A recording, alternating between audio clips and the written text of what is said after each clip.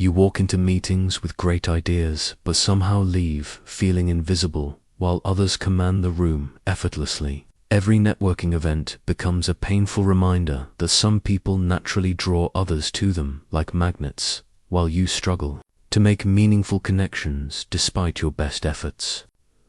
I am Dale Carnegie, and I spent decades studying the exact patterns that separate charismatic individuals from those who remain unnoticed in the crowd.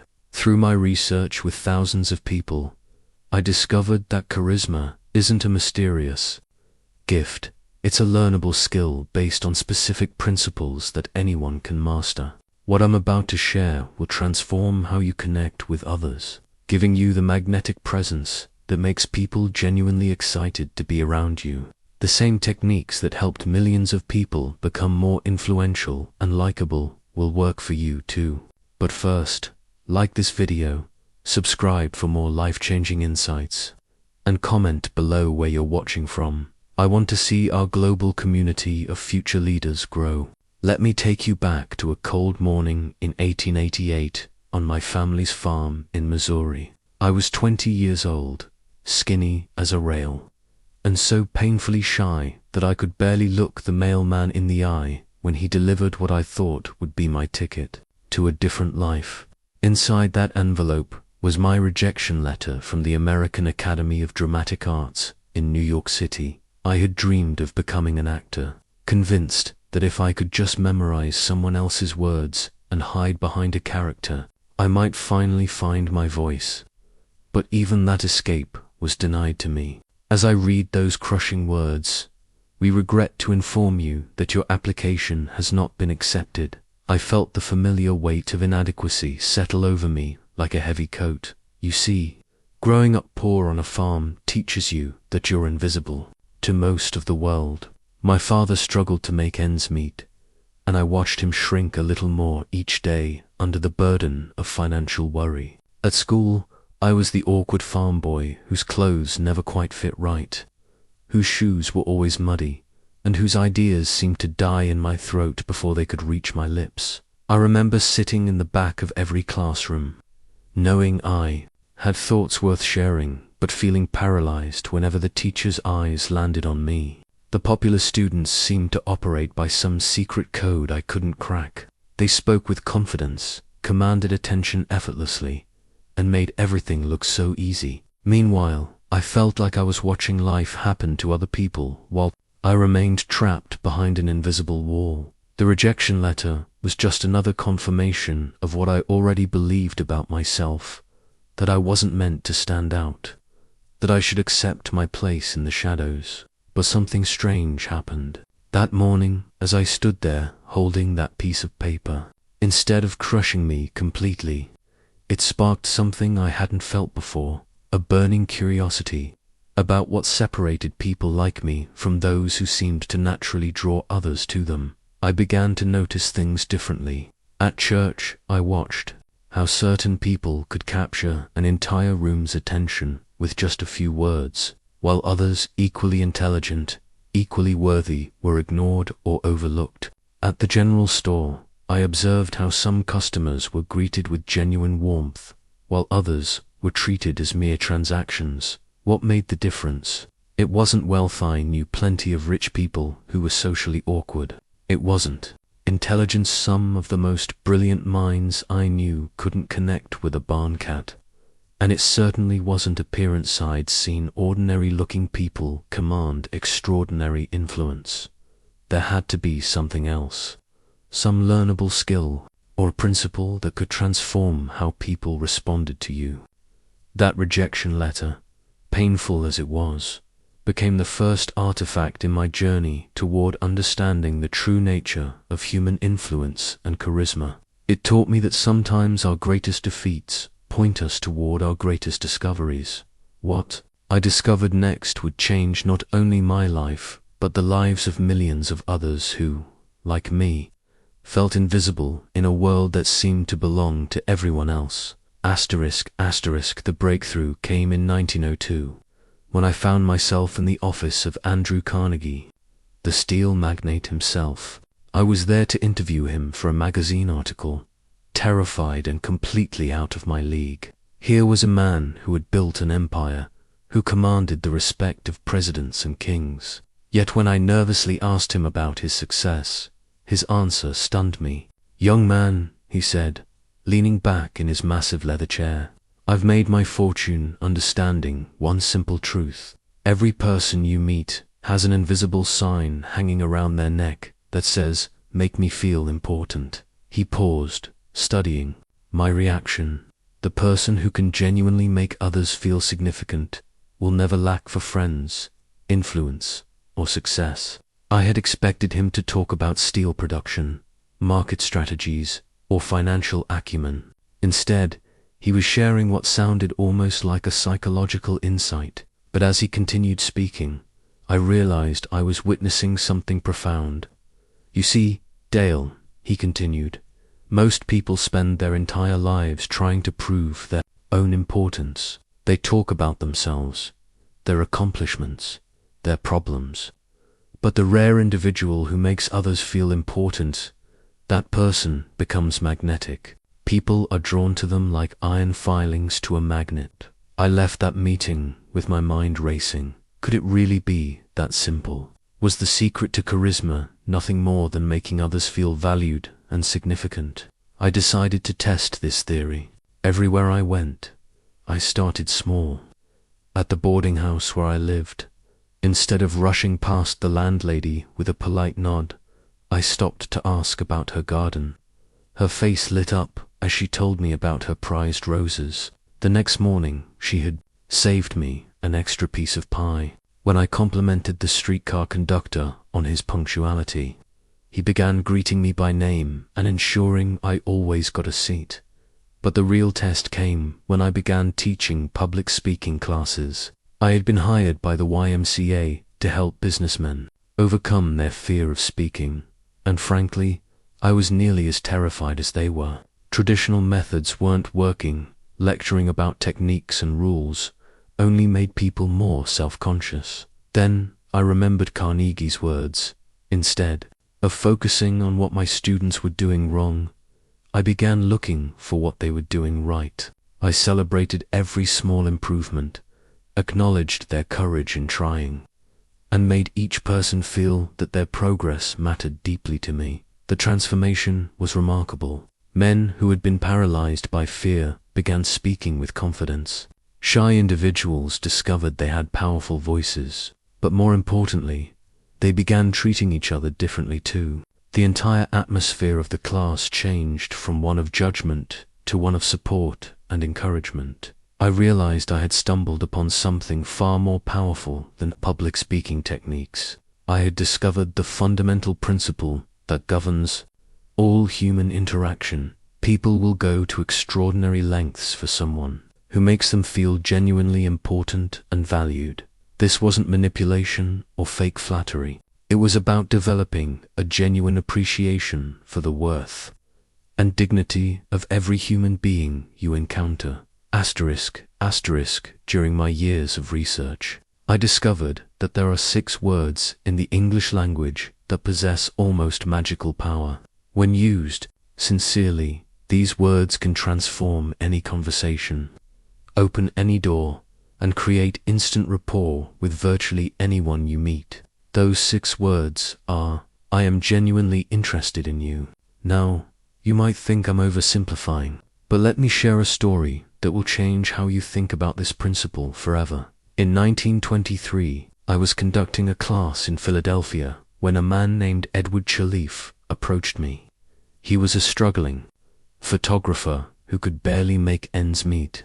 Edward told me he had tried everything: better equipment, fancy advertisements, even lowering his prices, but he couldn't seem to attract the high-paying clients his business needed to survive. I asked Edward a simple question. "When you meet with potential clients, what do you talk about?" His answer was typical of most business people. He talked about his camera equipment, his experience, his artistic vision, his competitive prices. In other words, he talked about himself. I challenged Edward to try something different. For the next month, instead of talking about photography, He would focus entirely on learning about his potential clients. What were their dreams for their portraits? What memories were they hoping to capture? What made them choose this particular moment for professional photographs? Edward was skeptical, but desperate enough to try anything. The results were astonishing. Within 2 weeks, he had booked more high-end portrait sessions than in the previous 6 months combined. But more importantly, his clients were referring their friends and family to him. What Edward had discovered was the power of genuine interest. When people feel that you are truly interested in them, not in what they can do for you, but in who they are as human beings, they respond with an openness and warmth that is remarkable to witness. I've tested this principle in countless situations. I remember meeting Jim Farley, who later became Postmaster General under Franklin Roosevelt. Jim had an extraordinary ability to remember names and personal details about thousands of people. When I asked him about his secret, he said something profound. I don't try to remember names because it's good for business. I remember them because each name represents a unique human being with their own hopes, dreams, and struggles. How could I not be interested in that? This brings me to what I call the nameplate principle. A person's name is, to that person, the sweetest and most important sound in any language. When you remember someone's name and use it naturally in conversation, you're sending a powerful message. You matter enough for me to remember who you are. But here's where most people go wrong. They focus on the technique, trying to memorize names through tricks and systems while missing the deeper truth. The real magic happens when you become genuinely curious about the person behind the name. I once observed a hotel manager named Robert, who transformed his establishment's reputation simply by learning and using every guest's name. But what made Robert special wasn't his memory, was his authentic interest in each guest's reason for visiting the city. Business travelers felt like valued partners rather than room numbers. Families felt welcomed and cared for. The hotel's repeat business soared. The formula is simple but powerful. Replace self-focused conversation with other-focused curiosity. Instead of waiting for your turn to speak, listen for opportunities to learn something meaningful about the other person. Ask questions that show you care about their experiences, their opinions, their dreams. When you master this principle, something wonderful happens. People begin to seek you out. They remember conversations with you as particularly enjoyable, even though you may have said very little about yourself.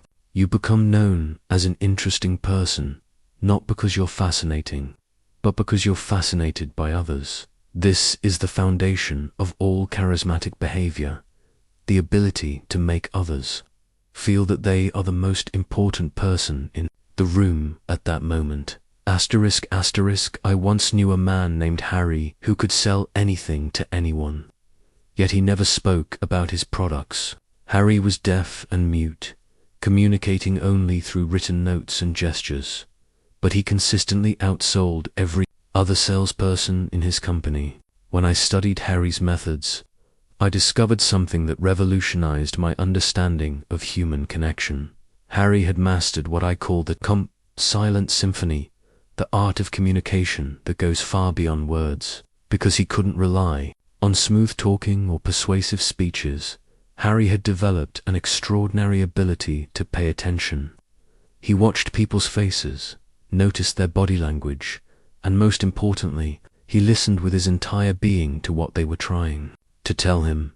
When customers spoke to Harry, they felt heard in a way they had never experienced before. He would nod thoughtfully, take notes about their concerns, and ask follow-up questions in writing that showed he had been paying complete attention to every word. People would leave conversations with Harry feeling like they had just talked to someone who truly understood them. This taught me a crucial distinction between genuine interest and performed enthusiasm. Most people confuse being energetic or talkative with being interested. They think that showing interest means asking rapid-fire questions or responding with exaggerated excitement. But Harry showed me that real interest is quiet, deep, and focused, genuine. Interest begins with what I call the curiosity switcher, mental shift from being interested in yourself to being interested in others. This isn't a technique you can fake. It requires a fundamental change in how you view other people. Instead of seeing them as potential sources of benefit for you, you begin to see them as fascinating individuals with unique stories, perspectives, and experiences. I learned this lesson powerfully during my early days teaching public speaking. I had a student named Margaret, a shy bookkeeper who was terrified of speaking in front of groups. Week after week, she would sit in the back of the room, never volunteering to participate. I tried encouraging her, offering tips, even calling on her gently, but nothing worked. Then one evening, I noticed Margaret staying after class to water the plants in our meeting room. Instead of rushing home, I asked her about the plants. Her face transformed as she told me about her garden at home, how she had nursed sick plants back to health, and her dream of eventually opening a nursery. For 20 minutes, this supposedly shy woman spoke with passion, knowledge, and confidence about something she loved. The following week, I asked Margaret if she would be willing to share her plant care expertise with the class. When she stood up to speak about gardening, she was a completely different person, confident, articulate, and engaging. The class was captivated. Margaret had found her voice because someone had shown genuine interest in what mattered to her. This experience taught me that everyone is interesting when you discover what they're passionate about. The key is learning to ask the right questions and, more importantly, listening to the answers with genuine curiosity. I developed what I call the discovery method. Instead of asking surface-level questions like "How are you?" or "What do?" I learned to ask questions that revealed people's interests, values, and experiences. Questions like "What's been the highlight of your week?" or "What project are you most excited about right now?" or "What's something you've learned recently that surprised you?" But here's the crucial part. You must be prepared to be genuinely interested in whatever they share.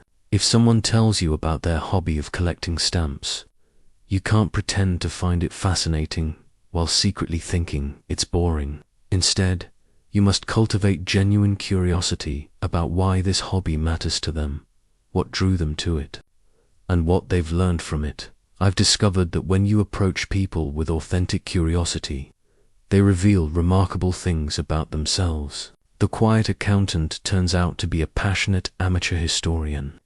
The stern-looking security guard is actually a gifted poet. The busy executive volunteers at an animal shelter every weekend. The more I practiced this approach, the more I realized that my own life was becoming richer and more interesting. I was learning something new from every person I met. My world expanded as I discovered the incredible diversity of human experience and passion. This is the true art of genuine interest, becoming someone who is fascinated by the endless variety and depth of human experience, and expressing that fascination in ways that make others feel valued and understood. In 1924, I conducted an experiment that forever changed how I understood the power of a simple smile. I had been working with the telephone operators at a major corporation, trying to improve their customer service. These women handled hundreds of calls daily, and by afternoon, their voices carried the weariness of dealing with frustrated customers and repetitive questions. I made an unusual suggestion. "I want you to smile while you're talking on the telephone." They looked at me as if I had lost my mind. "Mr. Carnegie," one operator said, "they can't see us through the phone. How can smiling possibly matter?" I asked them to humor me for just 1 week. The results were extraordinary. Customer complaints dropped by 60%. Callers began commenting on how pleasant and helpful the operators sounded. Most remarkably, the operators themselves reported feeling more energetic and positive throughout their workday. That experiment taught me something profound. A smile changes not only how others perceive you, but how you feel about yourself and your interactions with the world.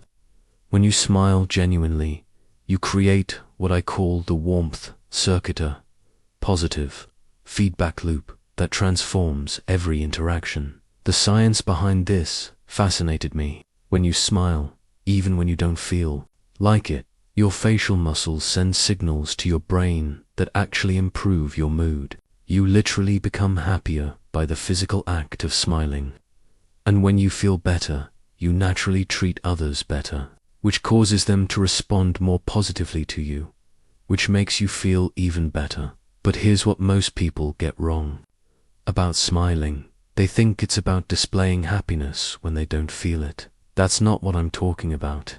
A forced smile looks exactly like what it is forced. People can sense insincerity immediately. And a fake smile actually creates distance rather than connection. The kind of smile I'm talking about comes from a deeper place. It's the smile that emerges when you genuinely appreciate being in the presence of another human being. It's the expression of someone who has learned to find something positive in every interaction, no matter how challenging. I remember watching William Steinway, the piano manufacturer, at a social gathering. He had the remarkable ability to make every person he spoke with feel like the most important person in the room. What struck me wasn't that he smiled constantly, he didn't.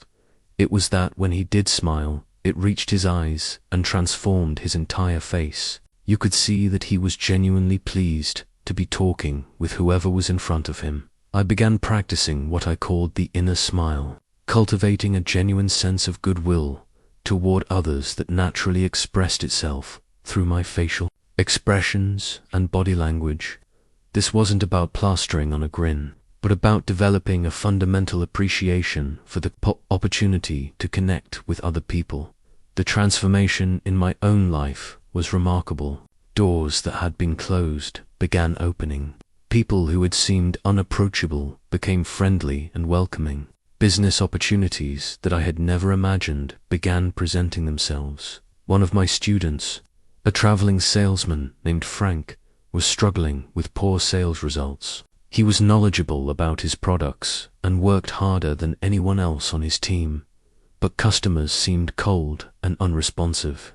I suggested he spend 1 week focusing solely on developing genuine warmth in his interactions, not aggressive friendliness, but authentic appreciation for the people he was meeting. Frank reported back that the change was immediate and dramatic. Customers who had been giving him 5-minute courtesy meetings were now spending an hour discussing their needs. His sales numbers tripled within a month. But more importantly, Frank told me he was actually enjoying his work for the first time in years. That this taught me that a genuine smile is like a key that unlocks people's natural warmth and openness. When you approach others with authentic positive energy, you give them permission to respond in kind. You create an atmosphere where connection and cooperation become natural rather than forced. The most profound lesson about human nature came to me through a janitor named George. I was visiting a large corporation to conduct training sessions when I noticed something remarkable happening in the hallways. Executives, managers, and employees all seemed to light up when they encountered this particular maintenance worker. People would stop their important conversations to chat with George, and I could see genuine warmth in their interactions. Curious, I made it a point to observe George more closely. What I discovered changed my entire understanding of influence and charisma. George possessed what I came to call the recognition radar, extraordinary ability to notice and acknowledge the worth in every person he encountered, regardless of their position or status. When George mopped the floors near someone's office, he didn't just nod politely. He would comment on how organized their desk looked, or mention that he noticed they were staying late working on an important project. When he encountered the company president in the elevator, he might say, "Mr. Johnson, I heard about the new employee benefit program. My wife wanted me to thank you for thinking about the families." What George understood, perhaps better than anyone I had ever met, was that every human being has a deep, constant hunger to feel significant and valued. Most people go through their entire day feeling invisible, unappreciated, and taken for granted. George made it his mission to change that for everyone he met. I began studying this principle more systematically. I discovered that the people who wielded the most influence, who were most beloved and respected, all shared this same quality. They had an extraordinary ability to make others feel important and valued. Charles Schwab, who built a steel empire, once told me his secret. I have yet to find the man, however exalted his station, who did not do better work and put forth greater effort under a spirit of approval than under a spirit of criticism. Schwab understood that people will move mountains for someone who makes them feel appreciated and significant. But here's what most people get wrong about this principle. They think it means offering empty compliments or false praise. That approach actually backfires because people can sense insincerity immediately. What I'm talking about is developing a genuine appreciation for the unique value that each person brings to the world. I learned to practice what I call the daily recognition challenge. Every day, I would make it my goal to find something genuinely admirable about every person I encountered and find a way to acknowledge it. With the hotel desk clerk, I might comment on their efficiency and helpfulness. With a taxi driver, I might appreciate their knowledge of the city or their courteous driving. With a colleague, I might acknowledge their contribution to a project or their reliability. The key was learning to look past surface appearances and job titles to see the real person underneath. The secretary who appeared to be just answering phones was actually the person who kept an entire department running smoothly. The delivery person who seemed to be just dropping off packages was actually someone who took pride in being reliable and punctual. The waiter who appeared to be just taking orders was actually working hard to make dining experiences pleasant for dozens of people every day. One of my most memorable examples involved a shy young accountant named Ruth, who worked for a manufacturing company. Ruth was brilliant with numbers, but had never received recognition for anything beyond her technical skills. During a company meeting, I made a point of acknowledging not just her accuracy with the books, but her dedication to staying late when the company needed her, and her willingness to explain complex financial concepts to non-financial managers.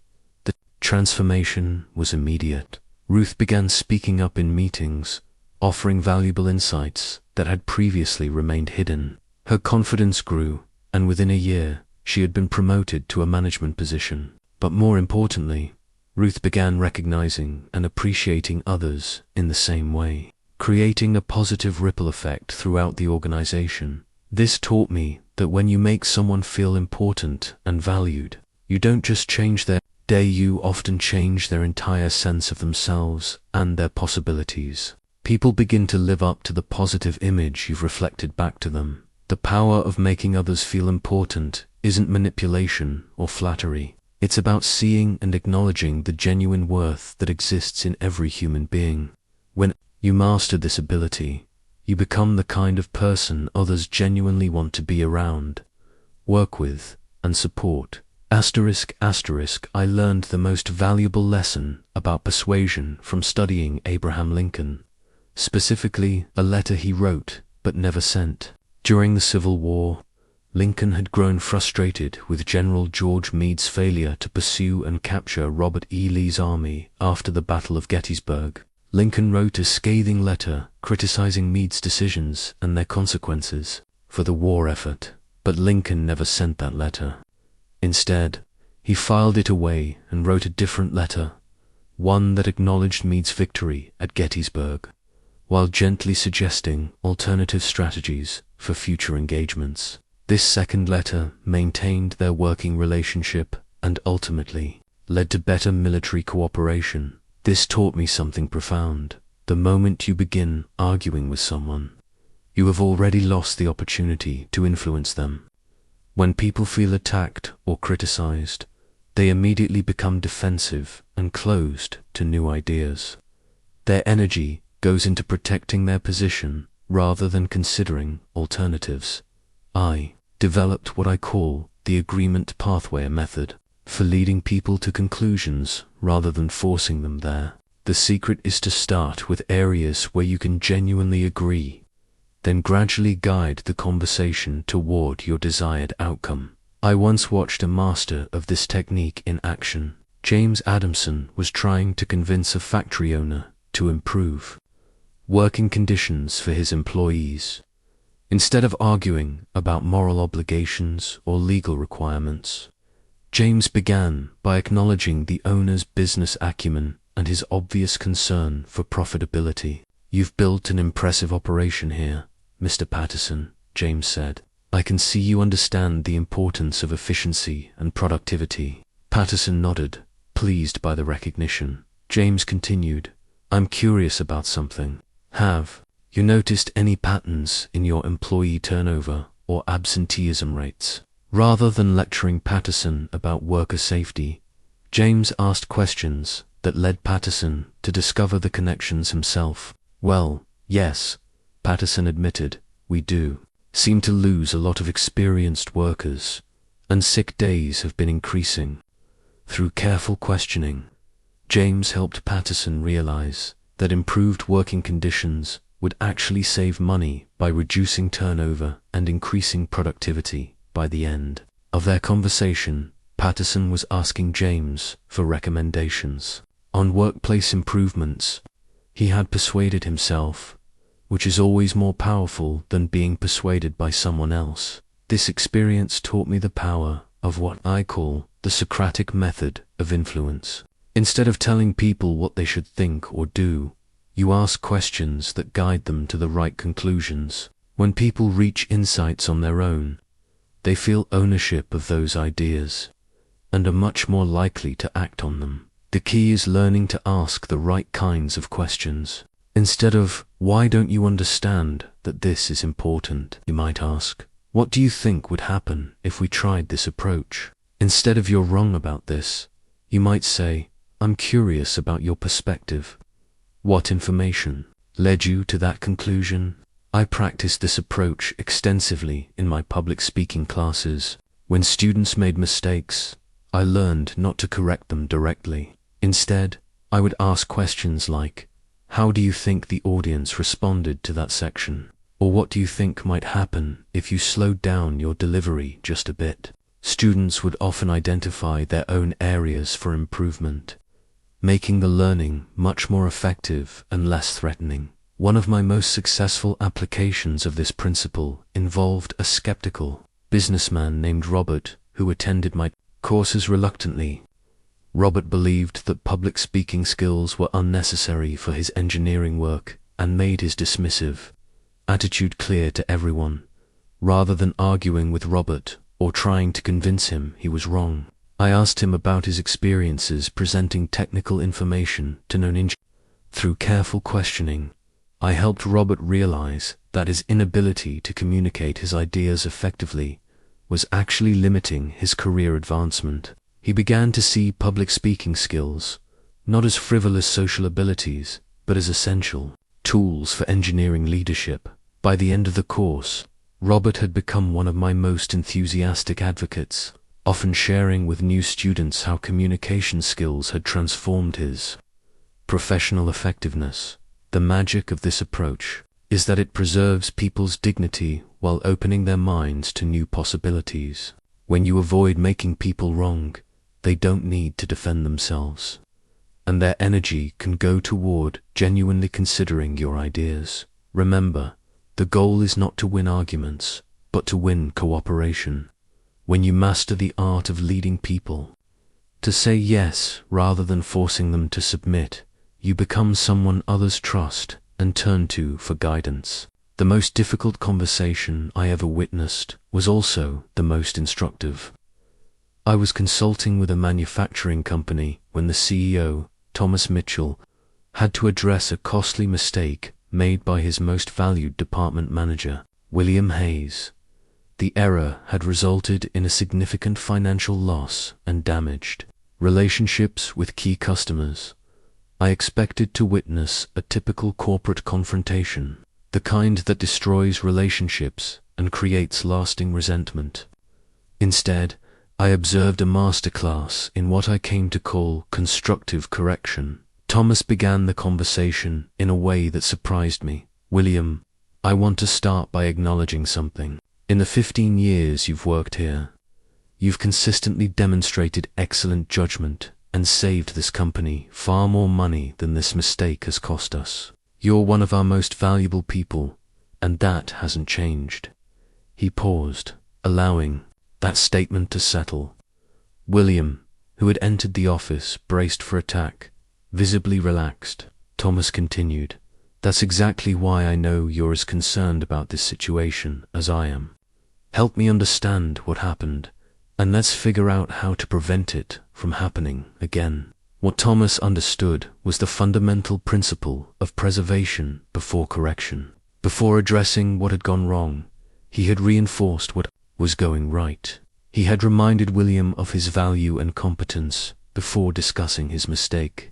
This approach allowed William to participate in solving the problem rather than defending himself against attack. I developed from this observation what I call the 3-part formula for giving feedback. First, acknowledge what the person does well.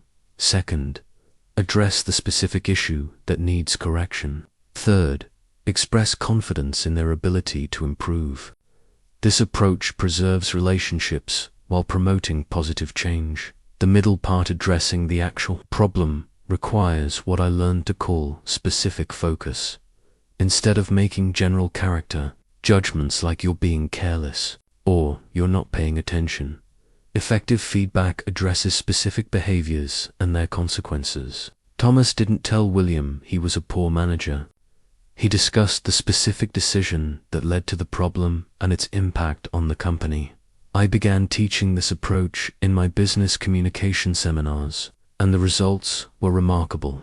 Managers who had been avoiding difficult conversations because they feared damaging relationships discovered they could address problems directly while actually strengthening their connections with employees. One of my students, Sarah, was a department supervisor who had been struggling with an employee named Mark, whose chronic lateness was affecting team morale. Sarah had been letting the problem slide because she didn't want to seem harsh, but the situation was getting worse. Using the 3-part formula, Sarah approached Mark by first acknowledging his strong technical skills and creative contributions to the team. She then addressed the specific lateness issue and its impact on other team members who had to cover his responsibilities. Finally, she expressed confidence that Mark could solve this problem because of his overall reliability and commitment to the team. Mark's response surprised Sarah. Instead of becoming defensive or making excuses, he opened up about some personal challenges he was facing and worked with Sarah to develop a solution. Their working relationship actually improved as a result of the conversation. This taught me that people are remarkably receptive to feedback when it's delivered with genuine care and respect for their dignity. The key is making it clear that you're addressing the behavior, not attacking the person. I also learnt the importance of what I call the private principle. Criticism should always be given privately, while praise can be given publicly. When you correct someone in front of others, you add humiliation to correction, which creates resistance and resentment. But when you take the time to speak privately, you show respect for their dignity and create an environment where real change is possible. Perhaps most importantly, I discovered that the most powerful criticism is often self-directed. When you create an environment where people feel safe to acknowledge their own mistakes and areas for improvement, you tap into their natural desire to grow and excel. The goal of any corrective conversation should be improvement, not punishment. When you master the art of addressing problems while preserving relationships, you become the kind of leader people trust with their mistakes and turn to for guidance when they need to grow. Asterisk. The most powerful lesson about changing behavior came from an unexpected source. a teacher named Miss Thompson who transformed the life of a student everyone else had given up on. I met this remarkable educator during my work with school districts, and her story revealed the deepest secret of human influence. Tommy was a problem child, disruptive in class, failing academically, and headed toward what everyone predicted would be a troubled future.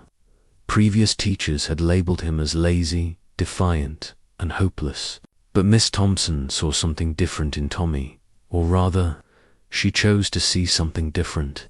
Instead of treating Tommy as a problem to be managed, Miss Thompson began treating him as a capable student who simply hadn't found his way yet.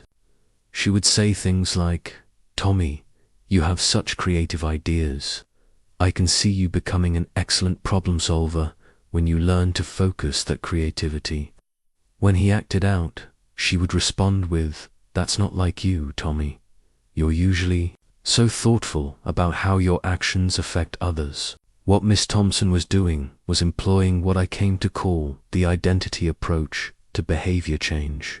Instead of criticizing what Tommy was doing wrong, she was consistently reinforcing the identity of who he could become. She was speaking to his potential rather than his problems. The transformation was gradual but remarkable. Tommy began living up to the positive expectations Miss Thompson had created.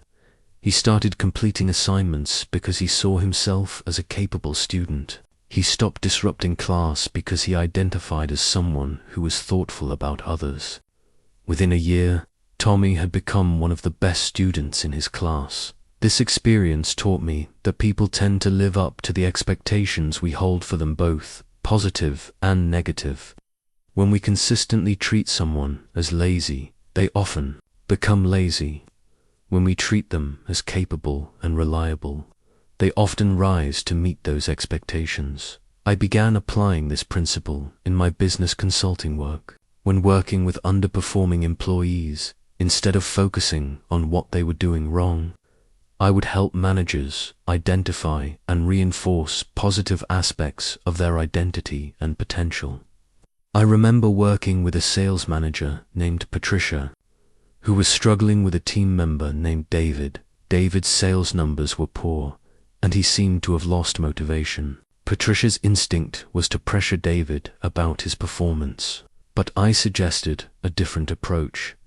Instead of criticizing David's results, Patricia began acknowledging his strengths as a relationship builder. "David, you have a gift for making customers feel comfortable and understood. I've noticed how people light up when they talk with you."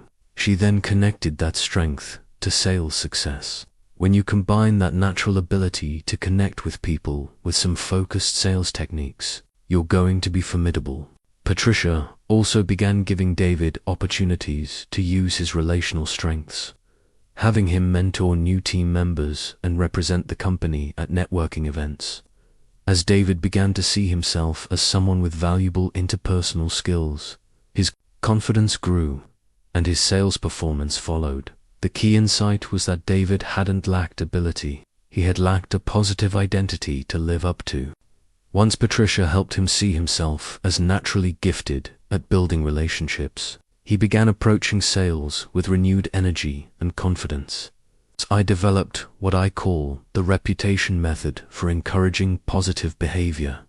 Instead of telling people what they should do, you help them see themselves as the kind of person who naturally does those things. Instead of saying, "You need to be more punctual," you might say, "I've always appreciated how reliable you are." People know they can count on you. This approach works because it aligns with people's desire to be consistent with their self-image. When someone sees themselves as reliable, being late creates psychological discomfort because it conflicts with their identity. They will naturally adjust their behavior to match that self-concept. One of my most successful applications of this principle involved a young man named Robert, who had been chronically disorganized and was struggling in his new job. Instead of criticizing his disorganization, his supervisor began commenting on small signs of improvement. "Robert, I noticed how well organized your report was yesterday. You're really developing into someone who pays attention to details. As Robert began to see himself as someone who was naturally organized and detail-oriented, he started taking pride in maintaining that identity. His workspace became neater, his reports became more thorough, and his overall performance improved dramatically. The secret is that when you help people see their best selves, they become motivated to live up to that vision. You're not manipulating them, you're helping them recognize and develop the positive qualities that already exist within them. This is the ultimate secret of influencing behavior. Give people a positive reputation to live up to, and they will often exceed your highest expectations. I discovered the most elegant secret of cooperation while observing a factory foreman named Carl Peterson who had achieved something remarkable. His workers consistently volunteered for overtime, took pride in their output quality, and rarely called in sick. Other foremen struggled with unmotivated teams, but Carl's department ran like a well-oiled machine with enthusiastic participation. The difference wasn't in Carl's authority or his technical knowledge, it was in his ability to make people feel that their work mattered beyond their paychecks. Carl had mastered what I came to call the purpose connection, helping people understand how their individual contributions served something larger and more meaningful. When Carl assigned tasks, he didn't simply give orders. He would explain the bigger picture. Johnson, when you calibrate these instruments precisely, you're ensuring that the parts we make will keep aeroplanes flying safely. Pilots and passengers are depending on your attention to detail. Or, Martinez, the efficiency improvements you suggested last month are being implemented company-wide. Your thinking is helping us compete better and secure jobs for everyone here. Carl understood that people don't just want to feel useful, they want to feel significant. They want to know that their efforts contribute to something worthwhile, and that their work makes a meaningful difference in the world. This revelation transformed how I approached requests and assignments in my own work. Instead of simply asking people to do things, I began helping them understand why those things mattered and how their contribution would create positive impact. I remember working with a publishing company where editors were consistently behind on their deadlines. The managing editor had tried everything from threats to incentives, but nothing seemed to improve their productivity. I suggested a different approach. Instead of focusing on deadlines and consequences, we began sharing reader letters with the editing team. When someone wrote to say that a particular book had changed their life or helped them through a difficult time, we made sure the editors who had worked on that book knew about it. We helped them see that their careful attention to grammar, structure, and clarity wasn't just bureaucratic busy work, it was helping authors communicate life-changing ideas to people who needed them. The change was immediate and profound. Editors began taking more ownership of their projects, working more efficiently, and taking pride in the quality of their work. They weren't just meeting deadlines anymore, they were participating in a mission to bring valuable ideas to the world.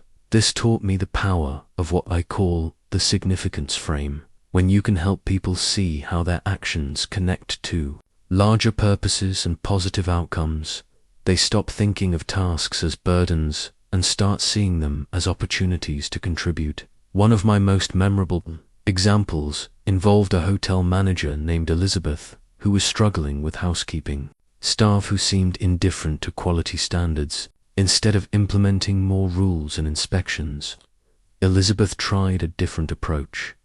She began sharing guest feedback with the housekeeping team, particularly comments about how a clean, comfortable room had contributed to positive experiences, travelers who could work effectively, families who could relax and enjoy their vacations, couples celebrating special occasions. She helped the housekeeping staff understand that they weren't just cleaning rooms. They were creating environments where important moments in people's lives could unfold.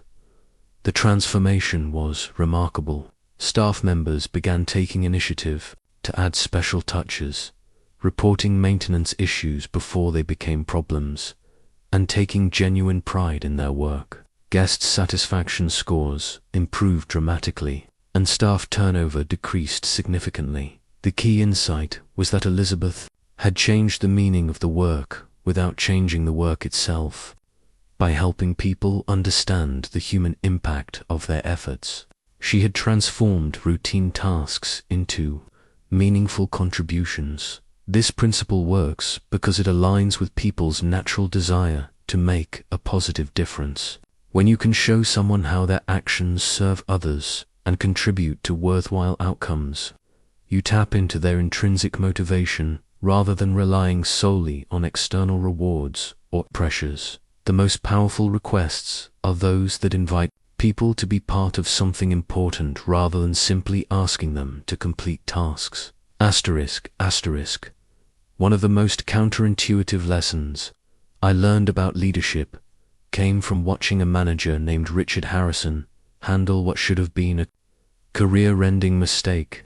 Richard had made a decision that cost his company a major contract, and everyone expected him to minimize his responsibility, blame external factors, or at least make excuses. Instead, Richard called a meeting with his entire team and said something that stunned everyone. "I want to take full responsibility for losing the Peterson account. I made a poor judgment call about their timeline requirements, and I didn't verify some critical assumptions. This failure is entirely on me, and I want to apologize to each of you because I know this affects our department's goals and your bonuses." The room was silent. Then something unexpected happened. Instead of piling on criticism or losing respect for Richard, his team rallied around him.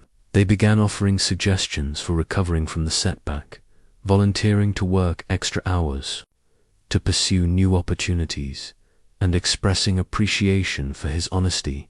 Richard's willingness to take responsibility had actually increased their loyalty and respect. This experience taught me what I came to call the paradox of strength through vulnerability. When leaders admit their mistakes honestly and take full responsibility, they don't appear weak, they appear strong enough to handle the truth about themselves. I began studying this phenomenon more systematically and discovered that people who readily admit their errors enjoy several significant advantages. First, they disarm criticism. When you acknowledge your mistake before others point it out, you remove their opportunity to attack you.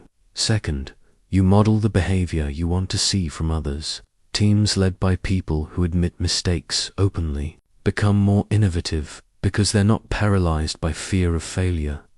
One of my most powerful examples involved a superintendent named Mary Chen who was overseeing a major construction project.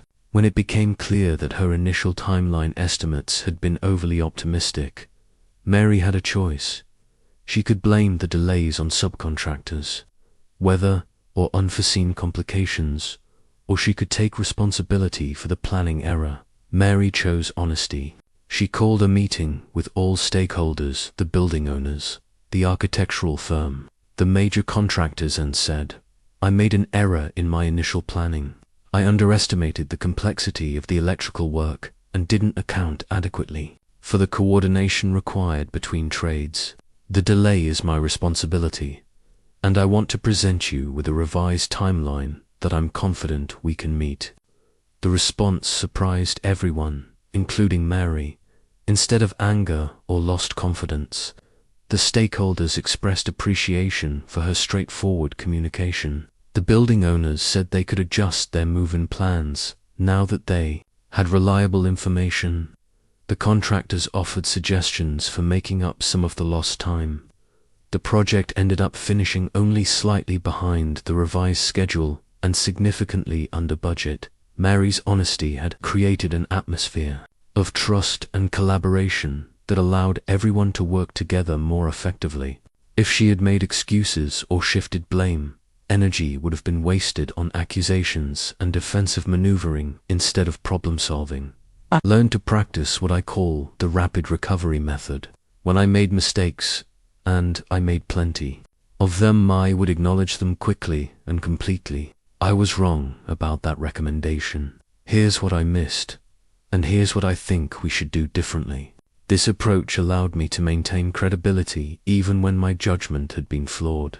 One of my students, a sales manager named David, was initially resistant to this approach. If I admit mistakes to my team, they'll lose confidence in my leadership, he argued. I challenged David to try the opposite approach for 1 month. The first opportunity came when David realized he had given his team incorrect information about a new product launch date, causing them to make promises to customers that couldn't be kept. Instead of quietly trying to manage the situation, David gathered his team and said, "I gave you wrong information about the launch date, and now we have a problem with customer expectations. That's my fault, and I need your help figuring out how to handle it." David was amazed by the response. His team didn't lose respect for him. They appreciated his honesty and worked together to contact affected customers and manage the situation professionally. Several team members later told David that his willingness to admit the mistake had actually increased their trust in him. The key insight is that admitting mistakes demonstrates confidence and integrity. It shows that you're secure enough to acknowledge imperfection and wise enough to learn from errors. When you master this skill, you become the kind of person others trust with the truth, which is essential for effective leadership and meaningful relationships. The most challenging test of my principles came when I encountered Walter Morrison, an angry customer who had stormed into a business where I was consulting. Walter was furious about a delayed order that had disrupted his production schedule, and he was taking his frustration out on everyone within earshot. The staff was becoming defensive and argumentative, which only escalated Walter's anger. I watched this confrontation spiraling out of control and decided to intervene using what I had learned about dealing with hostile situations. Instead of trying to calm Walter down or defend the company, I did something unexpected. I validated his anger. "Mr. Morrison," I said, "you have every right to be upset about this situation. If I were in your position, having my production schedule disrupted by a delayed delivery, I would be frustrated too. This is affecting your business and your ability to serve your own customers." Walter stopped mid-rant, clearly surprised that someone was actually acknowledging his concerns rather than dismissing them or making excuses. I continued, "Help me understand exactly how this delay is affecting your operations so we can figure out the best way to address it." What happened next taught me the most valuable lesson about diffusing hostility. Walter's anger began to transform into problem-solving energy. Instead of attacking the company, he started explaining his specific challenges and timeline requirements. The conversation shifted from accusation to collaboration, and within 20 minutes, we had developed a solution that actually worked better for Walter than the original plan would have. This experience revealed what I came to call the Aikido principle of conflict resolution. In the martial art of Aikido, instead of meeting force with force, you redirect the opponent's energy in a more productive direction. The same principle works with angry or difficult people. Instead of opposing their emotional energy, you acknowledge it and guide it toward constructive outcomes. I began teaching this approach in my conflict resolution seminars. The key insight is that people who are angry or upset usually have legitimate concerns underneath their emotional reactions. When you can identify and acknowledge those valid concerns, you remove the need for them to escalate their emotions to get attention. One of my most successful applications involved a department manager named Susan who was dealing with an employee named Frank. Frank had become increasingly negative and critical, affecting team morale with his constant complaints about company policies, workload, and management decisions. Instead of disciplining Frank or trying to argue with his complaints, Susan tried the validation approach. She scheduled a private meeting with Frank and said, "I've noticed you've been expressing a lot of concerns about how things are working around here.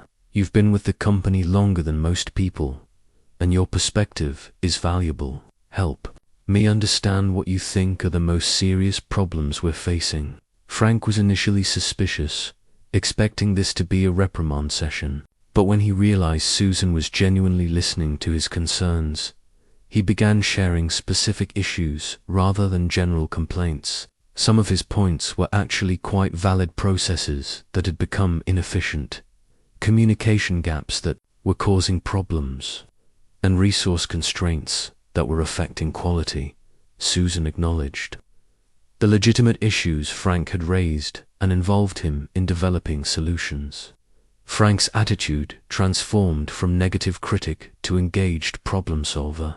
His complaints turned into constructive suggestions, and his influence on team morale became positive rather than destructive. This taught me that many difficult people are actually engaged employees who are frustrated by real problems but don't know how to express their concerns constructively. When you can channel their energy towards solutions rather than complaints, you often discover valuable allies. The approach works even with truly unreasonable people.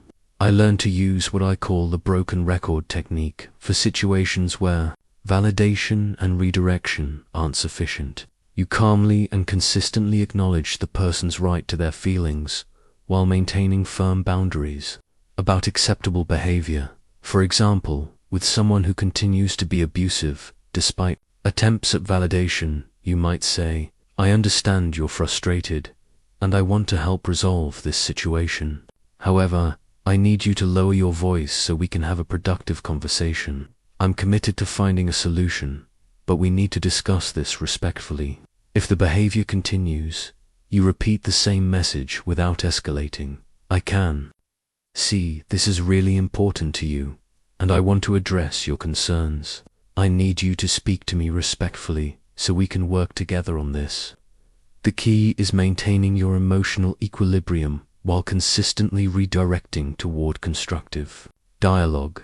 Most people will eventually respond to this approach because it removes the emotional fuel that drives their hostility while offering them a path toward getting their real needs met.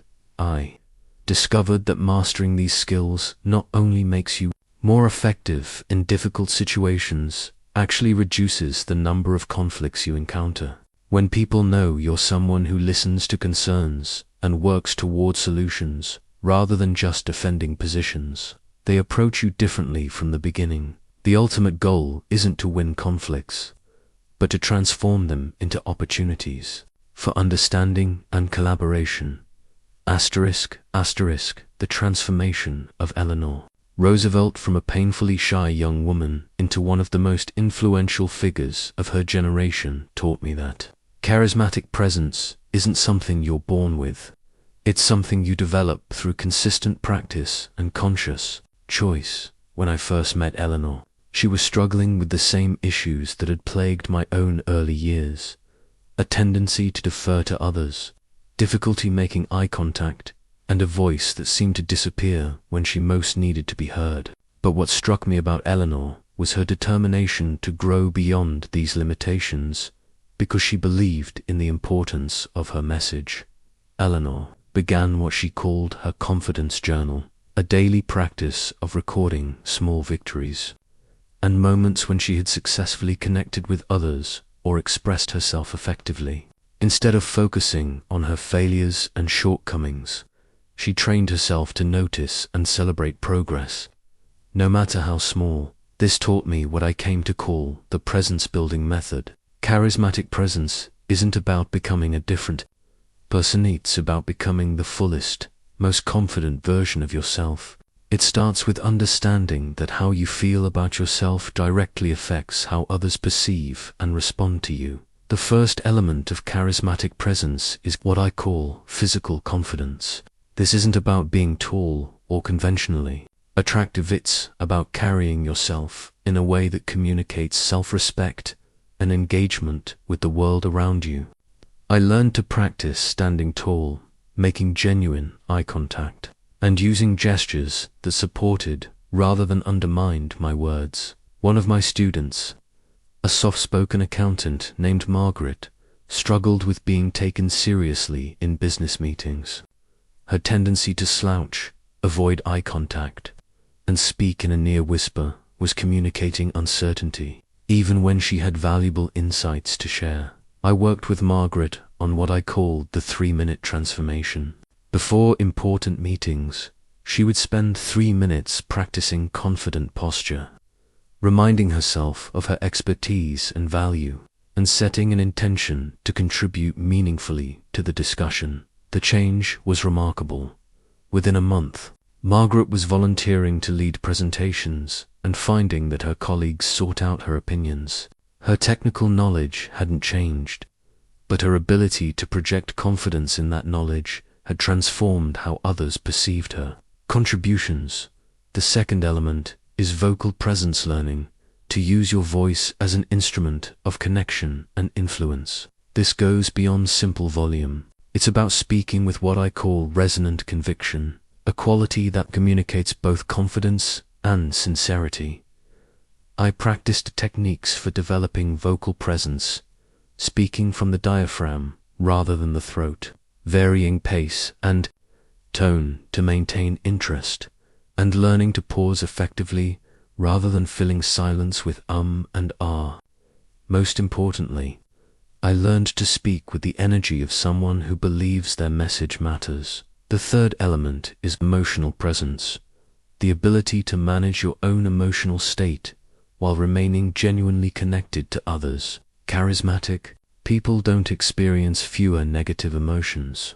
They're simply better at not letting those emotions control their interactions. I developed what I called the reset ritual.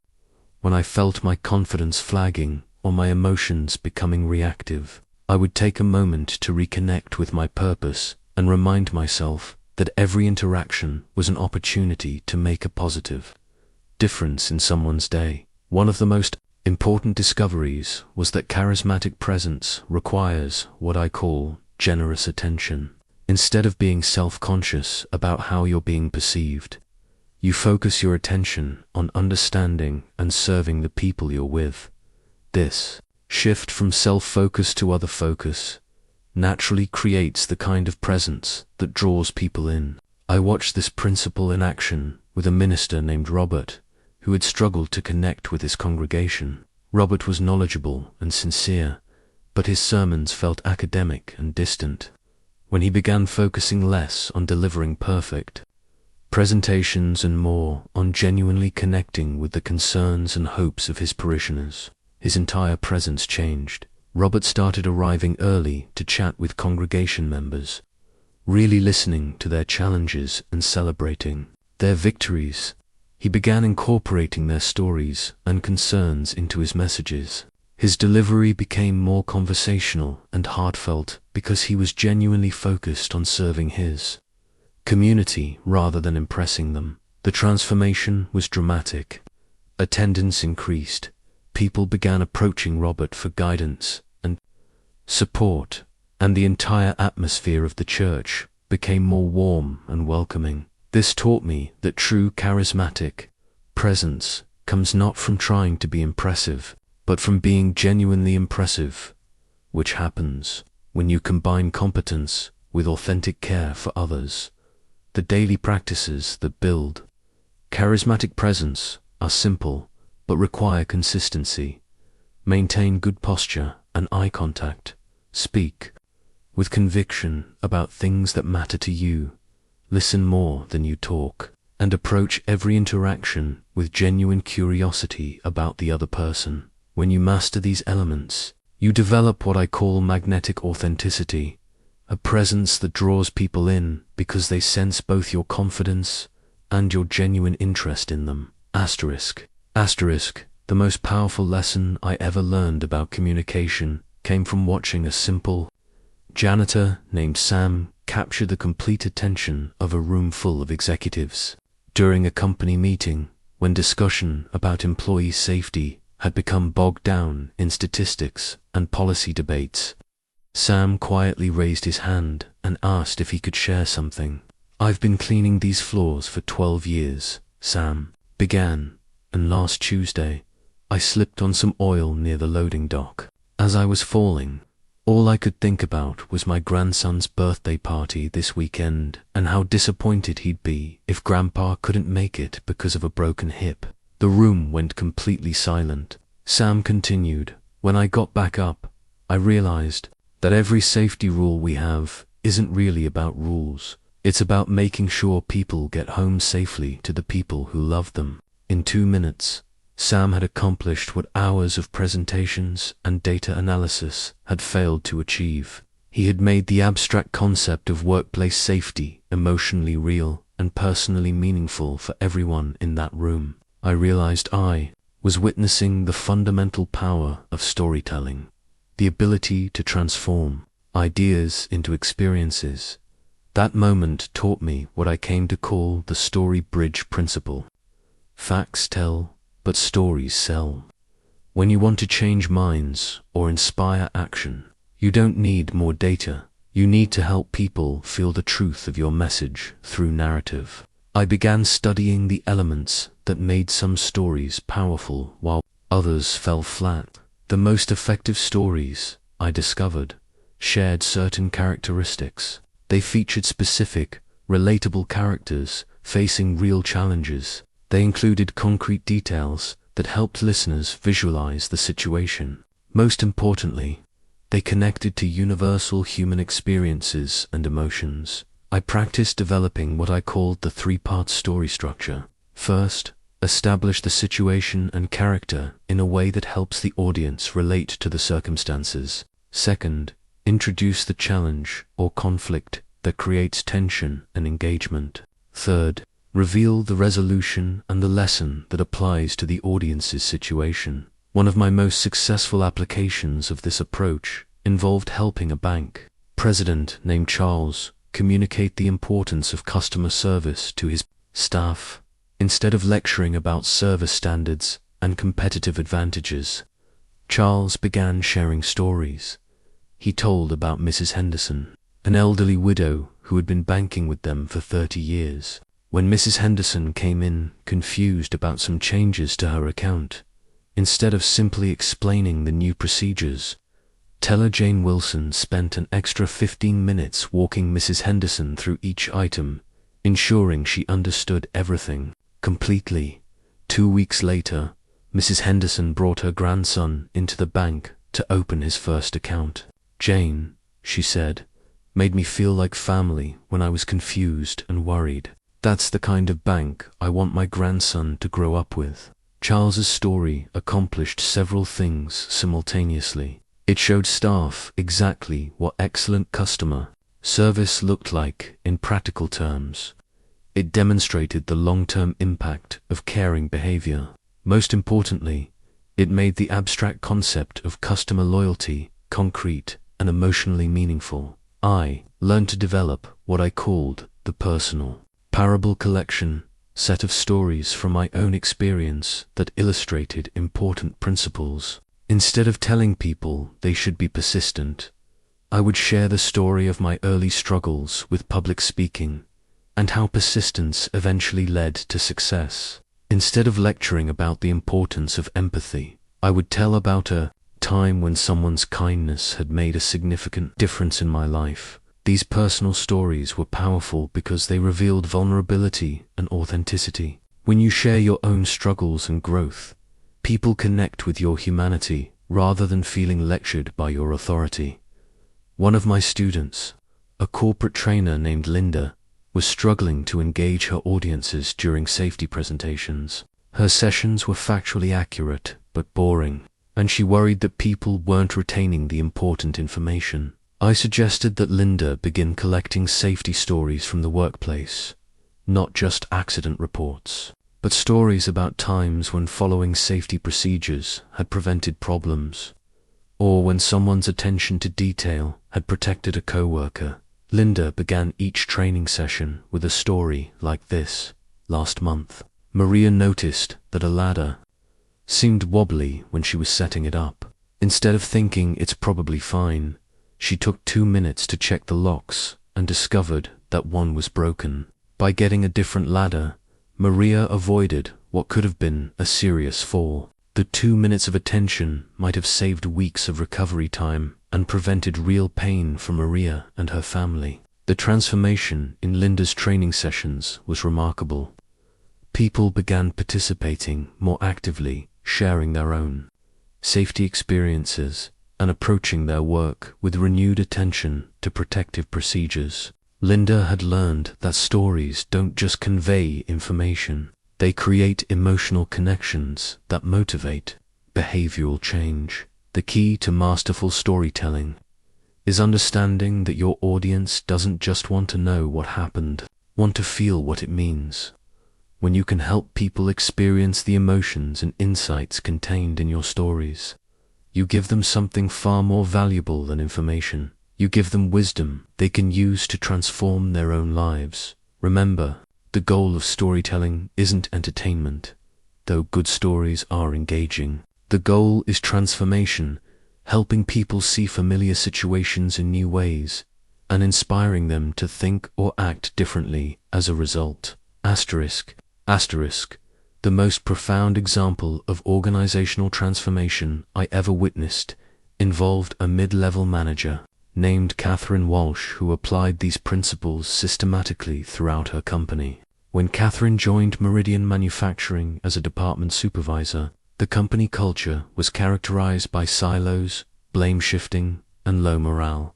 5 years later, Meridian had become known industry-wide for its collaborative culture and employee satisfaction. Catherine's approach wasn't revolutionary in its methods, it was revolutionary in its consistency. She had developed what I came to call the daily influence blueprint, a systematic approach to building positive relationships and improving workplace culture, one interaction at a time.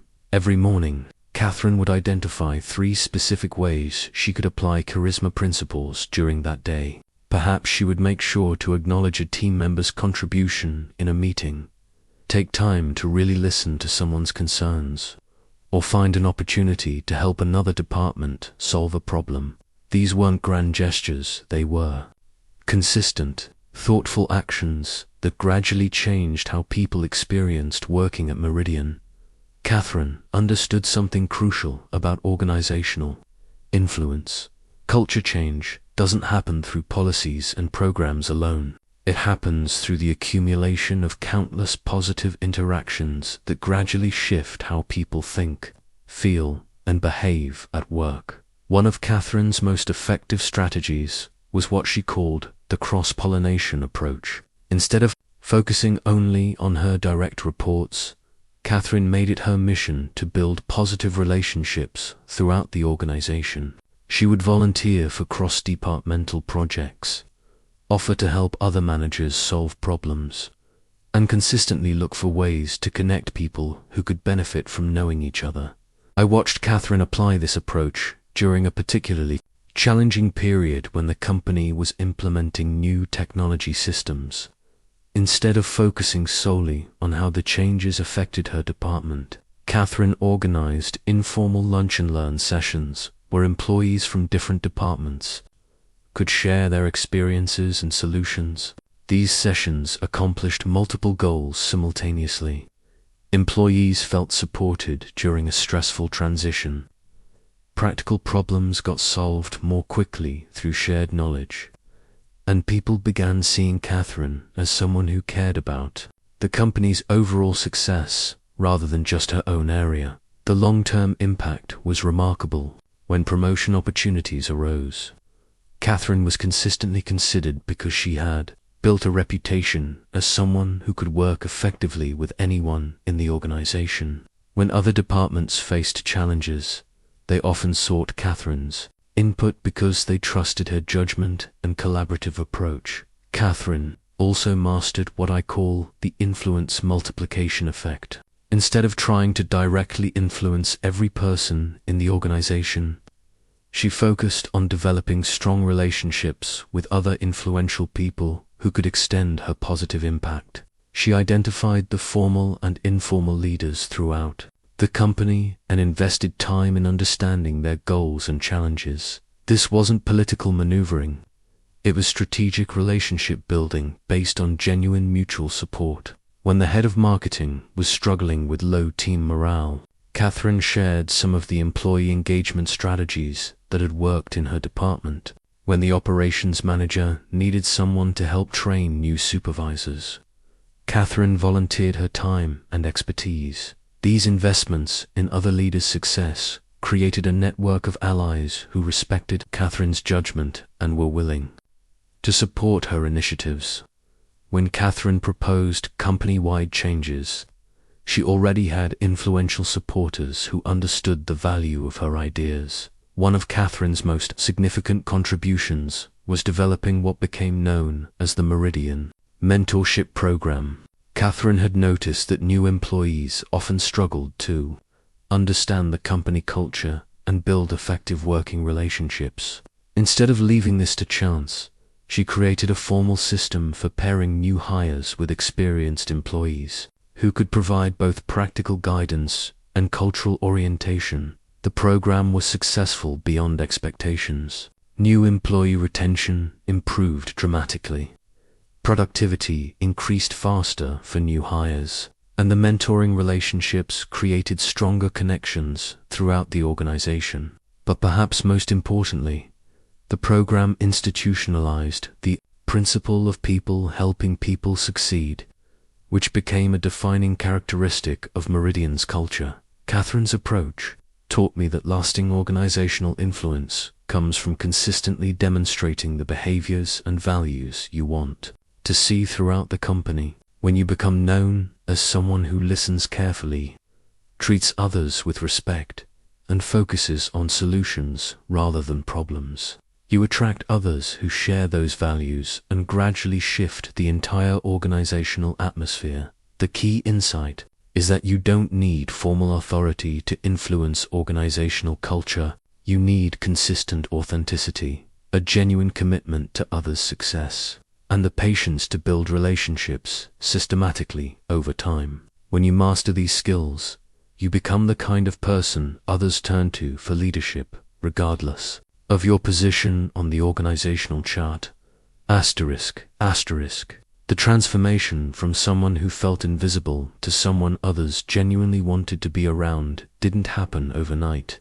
It required what I came to call the daily discipline of connection, a systematic approach to practicing charismatic principles until they became as natural as breathing. I developed a personal development system that I followed religiously for years, and it became the foundation for everything I accomplished in building relationships and influencing others. Each morning, I would spend 10 minutes reviewing what I called my connection intentions for the day. First, I would identify 3 people I would encounter that day and set specific intentions for how I wanted to interact with them. Perhaps I would plan to really listen to my assistant's concerns about her workload, or make sure to acknowledge a colleague's recent accomplishment, or take time to learn something new about the hotel desk clerk's background. Second, I would remind myself of the core principle that had transformed my life. Every person I met was carrying invisible burdens and secret hopes, and my job was to make their day a little brighter through genuine interest and appreciation. Third, I would practice what I called the daily gratitude review, taking a moment to appreciate the people who had recently shown me kindness, support, or consideration. This practice kept me mindful of how good it felt to be appreciated, which motivated me to provide that same gift to others. The evening practice was equally important. Before going to sleep, I would reflect on the day's interactions and ask myself 3 questions. When did I successfully make someone feel valued today? What opportunities did I miss to connect more meaningfully with others? What did I learn about the people I encountered that could help me serve them better in the future? This reflection wasn't about self-criticism, it was about continuous improvement, and learning to see every interaction as an opportunity to practice and refine my connection skills. One of the most powerful elements of my daily practice was what I called the small gestures challenge. Each day, I would look for opportunities to perform small acts of thoughtfulness that required minimal effort but created positive impact.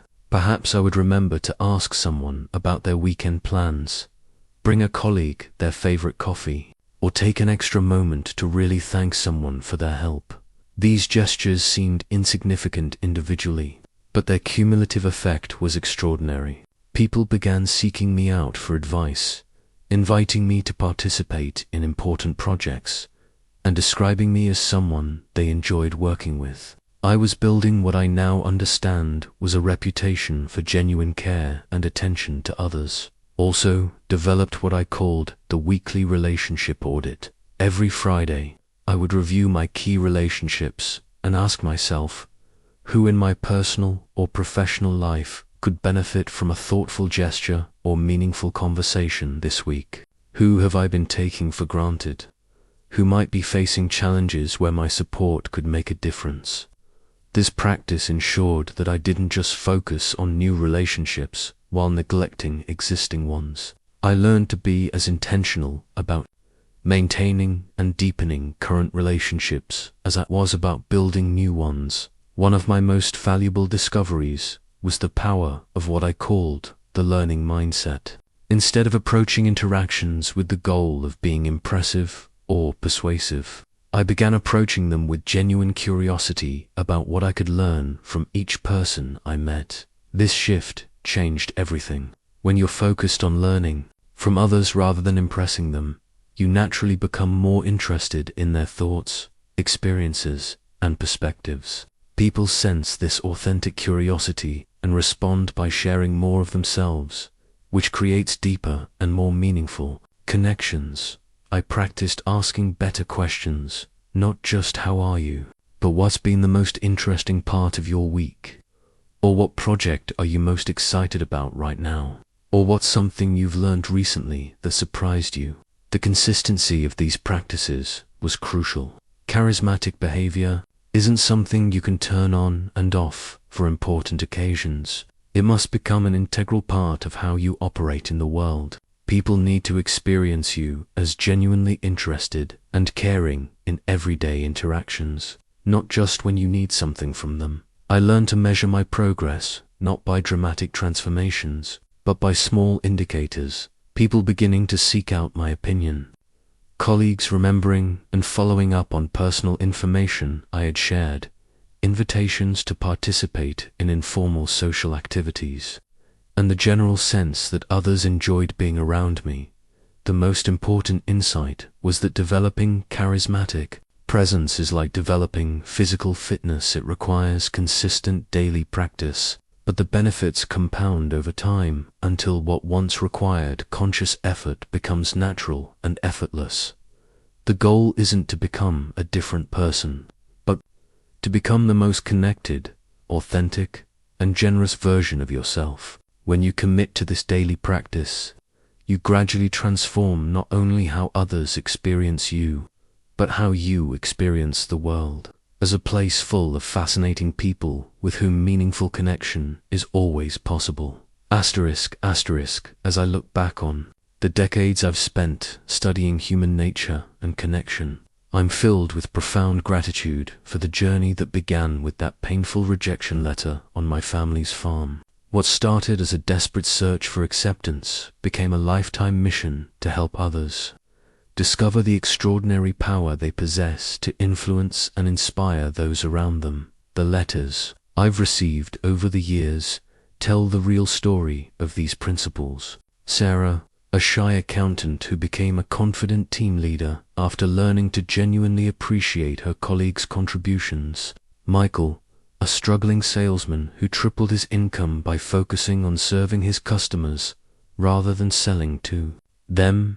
Jennifer, a mother who transformed her relationship with her teenage children by learning to really listen to their concerns and dreams. Each of these transformations reminds me of a fundamental truth: the power to become charismatic, to become someone others genuinely want to be around, work with, and follow lies within every person reading these words right now. You don't need to be born with special gifts or possess unusual talents. You simply need to develop a genuine appreciation for the remarkable individuals you encounter every day. The principles I've shared aren't merely techniques or strategies. a way of seeing and relating to the world that recognizes the inherent worth and dignity of every human being. When you approach others with authentic interest, when you make them feel important and valued, when you listen with your whole being to their hopes and concerns, you're not manipulating them, you're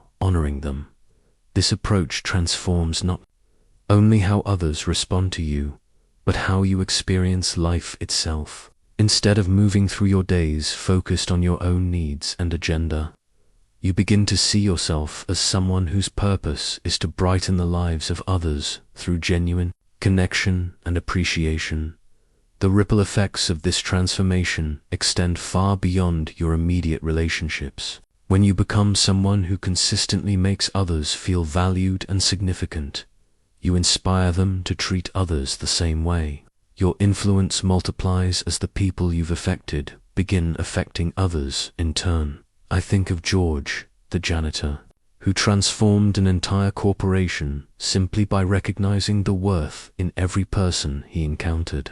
I think of Eleanor Roosevelt, who overcame crippling shyness to become one of the most influential women in history by focusing on serving others rather than protecting herself.